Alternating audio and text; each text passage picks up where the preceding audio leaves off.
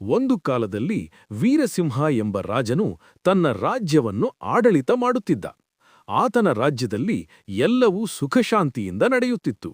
ಆದರೆ ಅವನ ಮಂತ್ರಿ ದುರ್ಜನ ತುಂಬ ಈರ್ಷ್ಯವಂತನು. ರಾಜನ ಬಳಿಯಲ್ಲಿ ತೇಜು ಎಂಬ ಬುದ್ಧಿವಂತ ಸೇವಕನಿದ್ದ. ಅವನು ಯಾವ ಸಮಸ್ಯೆಯಾದರೂ ತನ್ನ ಬುದ್ಧಿಯಿಂದ ಪರಿಹರಿಸುತ್ತಿದ್ದ. ಇದನ್ನು ನೋಡಿ ಮಂತ್ರಿಗೆ ಬೇಸರವಾಗುತ್ತಿತ್ತು. ಒಂದು ದಿನ ಮಂತ್ರಿ ರಾಜನಿಗೆ ಹೇಳಿದ, ಮಹಾರಾಜ, ತೇಜು ಎಲ್ಲರ ಮುಂದೆ ತನ್ನ ಬುದ್ಧಿಯನ್ನು ತೋರಿಸುತ್ತಾನೆ, ಆದರೆ ನಿಜವಾಗಿ ಅವನು ಅಷ್ಟು ಜಾಣನಲ್ಲ.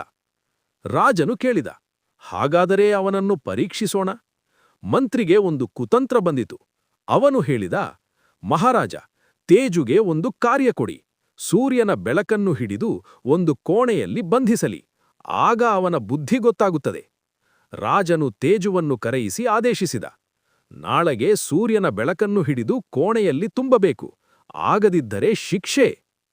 ತೇಜು ನಗುತ್ತಾ ಹೇಳಿದ, ಮಹಾರಾಜ, ನಿಮ್ಮ ಆದೇಶ ಪಾಲಿಸುತ್ತೇನೆ. ಮುಂದಿನ ದಿನ ತೇಜು ಒಂದು ದೊಡ್ಡ ಕೋಣೆ ತಯಾರಿಸಿದ. ಎಲ್ಲಾ ಕಿಟಕಿಗಳು ಮುಚ್ಚಿಸಿ ಒಳಗೆ ಕನ್ನಡಿಗಳನ್ನು ಇಡಿಸಿದ. ಅವನು ಹೇಳಿದ, ಮಹಾರಾಜ, ದಯವಿಟ್ಟು ಬೆಳಿಗ್ಗೆ ಬನ್ನಿ.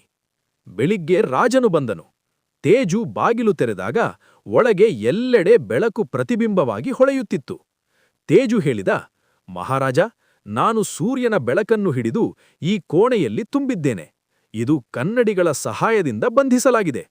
ರಾಜನು ಆಶ್ಚರ್ಯಪಟ್ಟ. ಮಂತ್ರಿಗೆ ಕೋಪ ಬಂತು. ಇದು ಮೋಸ. ತೇಜು ನಗುತ್ತಾ ಹೇಳಿದ, ಮಹಾರಾಜ, ಬೆಳಕನ್ನು ಕೈಯಲ್ಲಿ ಹಿಡಿಯಲು ಸಾಧ್ಯವಿಲ್ಲ, ಆದರೆ ಬುದ್ಧಿಯಿಂದ ಅದನ್ನು ನಿಯಂತ್ರಿಸಬಹುದು. ಅಂತಿಮವಾಗಿ ರಾಜನು ಹೇಳಿದ, ತೇಜು, ನೀನು ಮತ್ತೆ ಸಾಬೀತು ಮಾಡಿದೆ. ಬುದ್ಧಿ ಬಲಕ್ಕಿಂತ ದೊಡ್ಡದು. ಮಂತ್ರಿಗೆ ಶಿಕ್ಷೆ ನೀಡಲಾಯಿತು ಮತ್ತು ತೇಜುವಿಗೆ ಬಹುಮಾನ ದೊರೆಯಿತು.